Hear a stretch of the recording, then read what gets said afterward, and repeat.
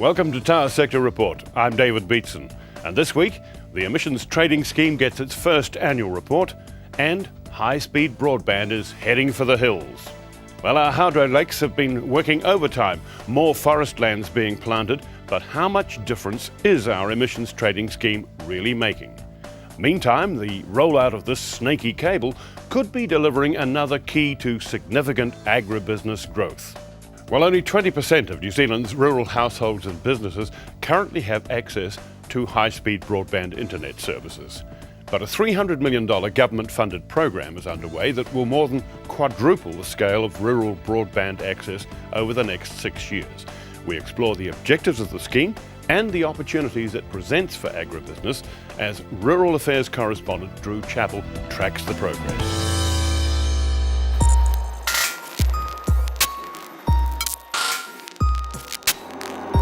Emerging from the mud like some serpentine beast, this is in fact the plastic housing that will carry the country's fastest ever internet connection. Eventually it will snake its way through the countryside, across and under some of the most inhospitable and inaccessible terrain imaginable. The aim is to eventually connect 99% of students and more than 80% of rural New Zealanders with the high-speed broadband their urban cousins are enjoying. For now though, the fibre is rolling out from the cities, like here in Papakura, South Auckland. The scale of the job ahead is pretty staggering, but the task has gone to two companies that reckon they can do it, Vodafone and Chorus. Yeah, it's a big job for us, but it's nothing that we're not used to. We do it every day, have done for years, so we're looking forward to that challenge. And it's all culminating in scenes like this. Dozens of Chorus contractors right across the country laying out thousands of kilometres of fibre that will one day carry broadband into our most remote areas. Craig Davidson is in charge of the physical rollout of the fibre and says the first priority is rural schools, the first of which have already been connected. We're starting where our existing network ends, so we have to start somewhere. We're not starting at the top or in the middle at the bottom, we're starting all over the place and deploying it as fast as we can. So our main objective is to get fibre to the schools first, so we'll be doing 500 schools in the first year. So that's our primary objective, and on the way we'll be laying fibres to cabinets and cell sites and getting fibre out to the rural areas. That fibre is designed to run at a minimum speed of 5 megabits per second, which is infinitely faster than current available rates, especially in areas with only dial-up service. At the moment, it's far from a level playing field, with the potential uses for high-speed internet connections on farms growing each year. Some streak ahead in productivity gains, while others languish in the internet dark ages. Robin Kelly from Chorus says their partnership with Vodafone has the potential to level that situation up and bring both farmers and rural families up to speed. We'll also be providing the fibre optic cables which will support the Vodafone towers and also providing the network.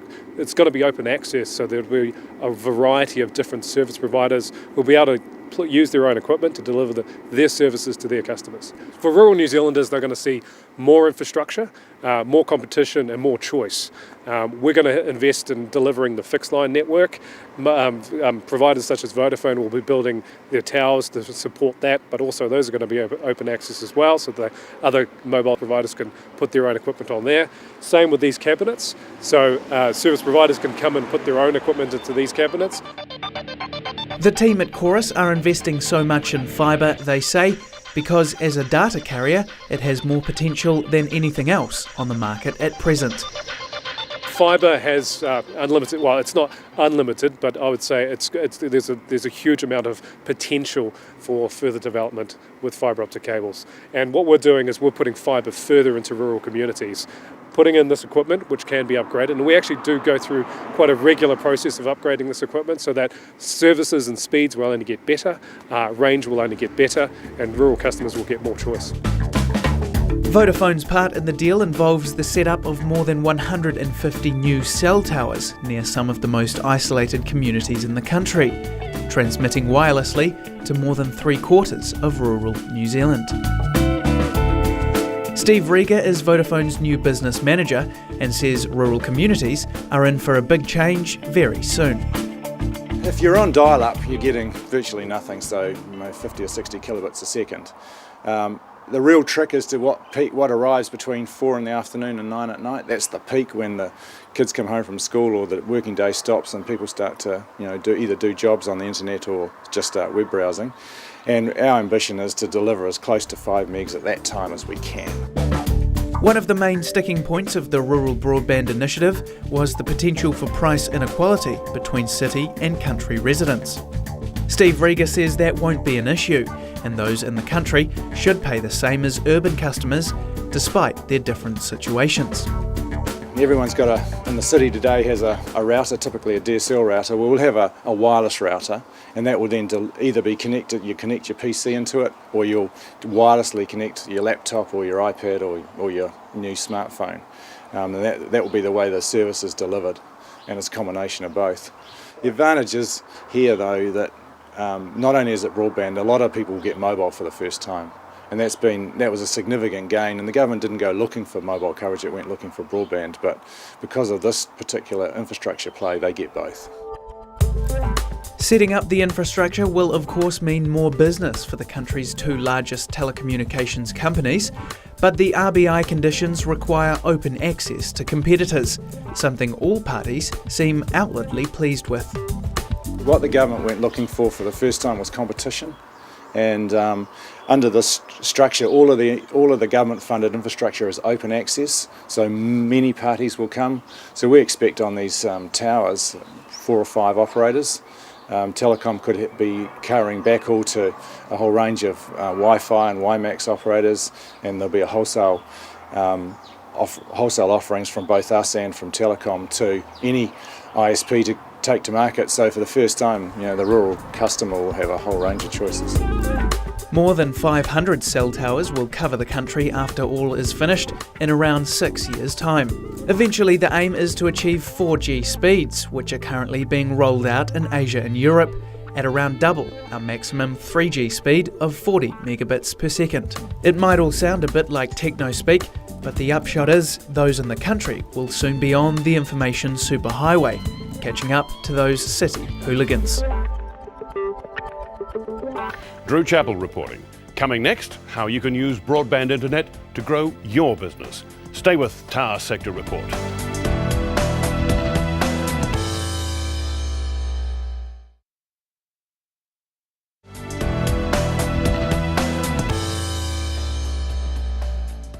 Welcome back. Now, how does this sound?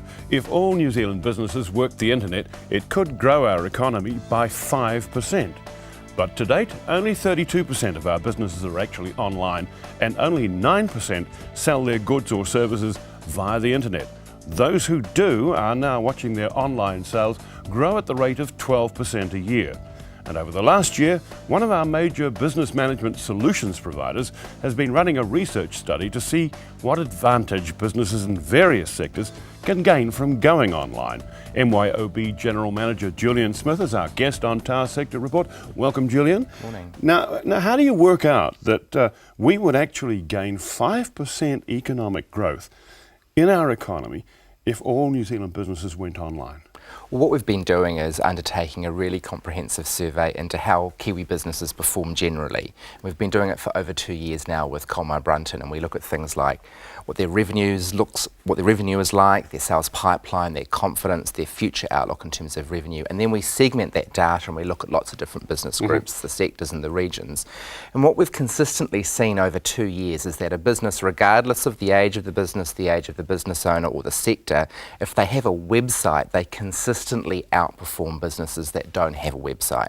So on average, we're seeing businesses with a website 5 to 10%, depending on the year, more revenue. Their sales pipeline is considerably higher and they're much more optimistic and confident. So as a general rule, we're seeing businesses who are selling online, have a website, getting the advantages of those, and that's really leading to that revenue growth and that 5% prediction. Okay, well, you're looking at various sectors, and our particular sector, of course, is the primary sector. Yeah. How does it go in terms of its adoption of internet and online business operations? It's not one of the stronger areas for website adoption. I guess that's not surprising. Just 6% of our sort of primary production focused businesses have a website. And I sort of thought... Yet it's one of our biggest business sectors. It is one of our biggest business sectors. And I sort of thought, well, let's get some context for that. You know, is that about right for, say, primary production sector? So I compared that with Australia. In Australia, 5 times as many businesses in that sector have a website. So to around 25% of that sector in Australia have a website. So I really do think there's a fantastic opportunity for businesses in that sector in New Zealand to really start to think about the benefits of getting a website and getting online. Are there differences between Australia and New Zealand in terms of access to the internet? You know, we're just starting the Rural Broadband Initiative. I wonder whether in rural areas of New Zealand, whether the internet access issue is a handicap, well, a my barrier, observation a is hurdle. it's actually worse in Australia than it is in New Zealand in terms of broadband coverage, particularly if you look at sort of remote parts of Australia where there's a sort of a very big primary production business community. And I do think it's a misnomer to say if you don't have broadband access, you can't have a website, because as a general rule, as a business owner, you don't store your website data on your premises. You have it served from another location. So you can still absolutely have a website that talks about your business, even if you're in a location that doesn't have broadband. So this sort of debate around ultra-fast broadband and increasing the broadband penetration, I think, provides a great sort of infrastructure pipe for folks around the country, but it doesn't necessarily prevent them from doing something today, and I think that's where the real opportunity lies. I can see how rural service businesses would certainly want to be online and get going, but is there the same scope for individual farmers to grow their businesses or to make significant cost savings as a result of being online? Look, I think it is, and I think there's great opportunity, but it really depends on how you approach your business. My observation is folks in the primary production sector tend to be more innovative than most, because I think, you know, there have been some challenging situations and they've just absolutely had to kind of knuckle down and find a way to create a new market or a new opportunity. The opportunity I think is most interesting I'm seeing at the moment is this linking the producer to the end consumer through the power of the internet. So if you take a manufacturer like Icebreaker, who makes a whole range of garments out of merino wool in New Zealand, they've been able to link through the production of their product and the packaging the actual farm where the wool was grown or produced for that particular garment, and that's all through the power of the internet and through the power of websites. Equally, we're starting to see some trends where farmers who have diversified and maybe are leveraging the niche farmers market sector are creating websites that allow them to reach a market that they wouldn't say get, you know, on a Saturday morning if they were only going to be going to their local farmers market. There's lots of different ways in which you can leverage the power of the internet. Hard to set up, hard to get going? Really simple if you want to start off with something incredibly straightforward. So if you have absolutely no money to invest, but you want a website, my advice would be to set up a business website on Facebook. It's a great way of doing it. You can put a whole range of pictures up there, you can control the access to it, doesn't cost you anything, and it's already search engine optimized, which means all of those search engines like Google find it really easily. So it's a great way of also presenting that you're pretty contemporary and that you kind of understand the way consumers are working. Big businesses are now spending a lot of time on Facebook. One of the things that I'm interested in is that, of course, farmers apply a lot of science, a lot of knowledge to what they do on the farm, but they're remote from the centres that actually generate the science or the knowledge. Are our knowledge and research centres really gearing up to meet the needs of people like farmers who want their information and they want it in palatable form? Yeah, I think that's a great question, and I think that's really where I see for the rural sector just amazing value from ultra-fast broadband, because you can really start to get rich media and video presentation and a lot more visual imagery when you're looking at information online. The challenge is most of our academic and scientific institutes produce quite weighty, impressive word-driven documents that don't allow you to digest that information in such a palatable format. And I think the old saying, a picture paints 1,000 words, is as true today as it was when that phrase was first developed. And I think there's a real opportunity for those of us who are putting information out there that we hope will add some value to businesses to make sure we put it together in a way that is more palatable and that you can digest. We've become, a consumer society when it comes to information. So 400 or 500 word story with some pictures and some imagery is going to communicate far more than a 4,000 or 5,000 page report. Julian Smith, thank you very much. Julian Smith, the General Manager of MYOB. Well, is New Zealand's controversial emissions trading scheme making a difference? The first annual report is in, and we look at what it's saying next on Tower Sector Report.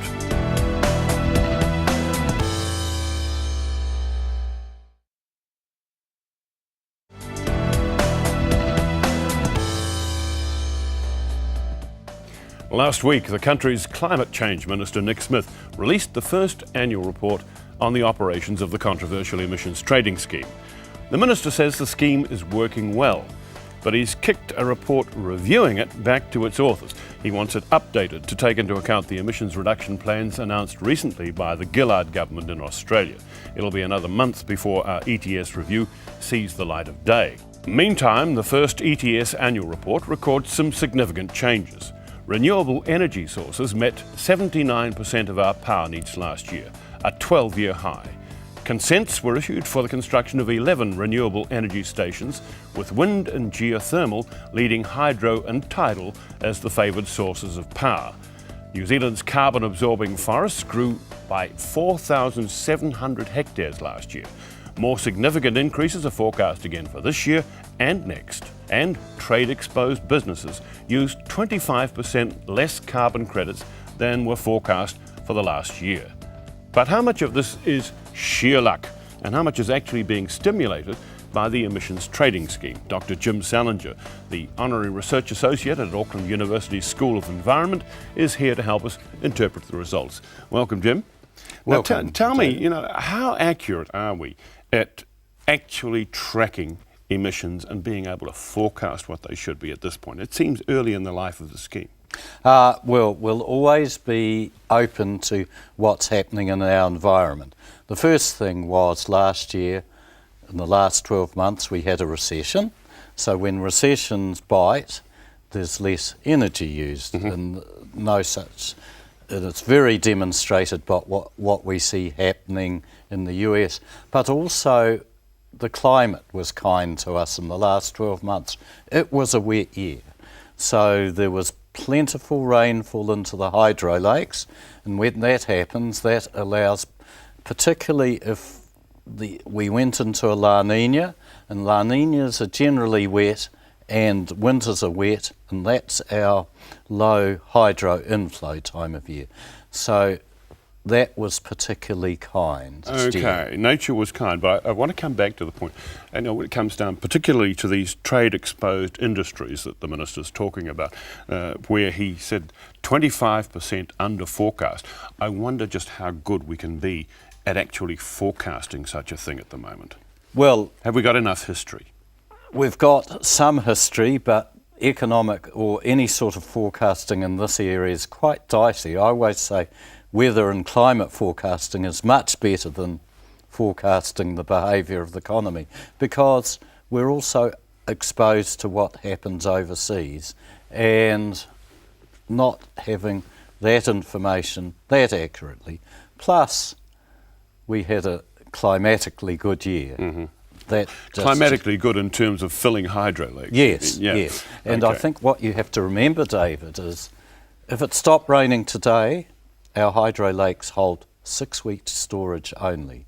They're V-shaped and U-shaped, so they don't hold much storage. We're reliable on it raining all the time. One of the things that is under debate at the moment is whether or not agriculture could be accelerated into the scheme, and Labour's been talking about bringing it in by 2013.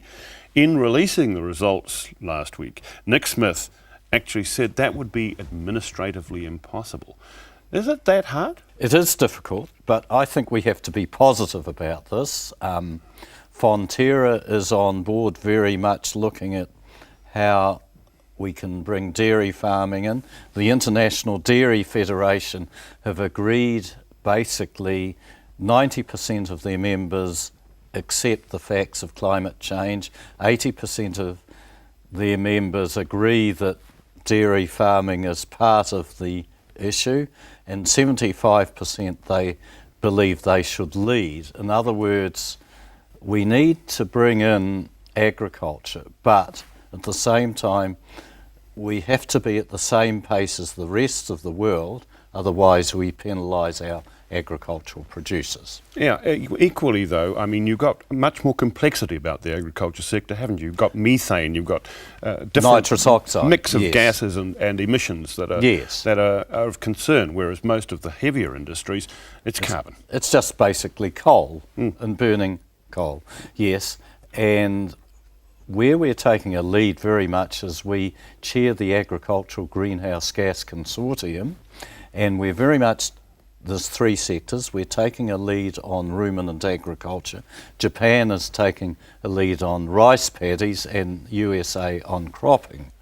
But there's a lot to work out to get in the right balance of measures and how to reduce emissions. Now, the Minister had a review report practically ready for release. He's kicked it back to its authors because he wants them to update it to take into account what the Australians are doing. But in fact, we don't actually know a great deal of detail about exactly what the Australians are doing yet. And they're still debating it. Was that a reasonable justification, a reasonable thing? I don't think so, because the situation in Australia is totally different. Firstly, go back, the Australians are going to put in a carbon tax. So it's a direct tax on carbon dioxide and carbon emissions to the atmosphere. They're not addressing methane. Second thing, the issue in Australia is totally different. 95% of their energy's from coal. They have the highest emissions per capita in terms of carbon emissions to the atmosphere, 28 tonnes per person a year, New Zealand 7 tonnes. Mm-hmm. So it's a totally different picture. How compelling is the reason for making the change? Very compelling, because the climate system is warming up rapidly. From 1850 to 2010, the last 10 years have been the warmest ever on record. We find that Arctic sea ice used to be 8 million square kilometres down to 5.5 million square kilometres. Glaciers everywhere shrinking. Sea levels are rising, and extremes are getting far more dramatic, whether it's things like last year we had another heat wave, this time in Moscow, where temperatures averaging 30 degrees in July, August, with 50,000 deaths and fires. We've had floods, we're having droughts, and frosts are getting less common. Personally, I blame the volcanoes. No, the volcanoes... No, you're not going to let me get away with that. No, the volcanoes, the last one that had any significant influence was Pinatubo, and that just causes brief cooling for 12 months. Jim, ETS will make some difference in terms of emissions, but overall, when you look at the scale of climate change you're talking about, is it going to make enough? Or should we actually be going much further in terms of looking at where our infrastructure is, how we use the floodplain areas, how we settle on the shores, how we have our roading system, shoreline roading systems and bridges? Yes, now I agree totally there. I'd just go back and summarise. The climate system is moving faster than the political process at the moment. So we're already guaranteed that we're going to have at least 2 degrees warming this century, maybe more. And sea level rise estimates have actually doubled compared with in 2007. We're looking now at 50 to 150 centimetre rise. In New Zealand, I was involved in the last IPCC assessment report looking at Australia and New Zealand, and we identified hotspots and things that needed to happen in New Zealand. The first was heavy rainfall events which cause flooding of rural infrastructure, land, of roads, of bridges, and in the towns and cities. So that was the first major impact in New Zealand. The second one was the tendency with sea level rise, and now that the estimates, the reviews have doubled the 2007 estimates. It's a whole new ball game. So you're looking at inundation of low-lying areas, coastal areas and storms. Third thing is the dry areas of New Zealand get more drought prone, and the fourth area is really on the high mountains where warming pushes the native wildlife off the tops. So Jim Salinger is saying this is just the beginning. Exactly. Jim Salinger, thank you. Dr. Jim Salinger, Honorary Research Associate at Auckland University's School of Environment. And that's Tower Sector Report for this week. You can catch our show again anytime via the internet at www.country99tv.co.nz. And thanks for your company. Bye for now.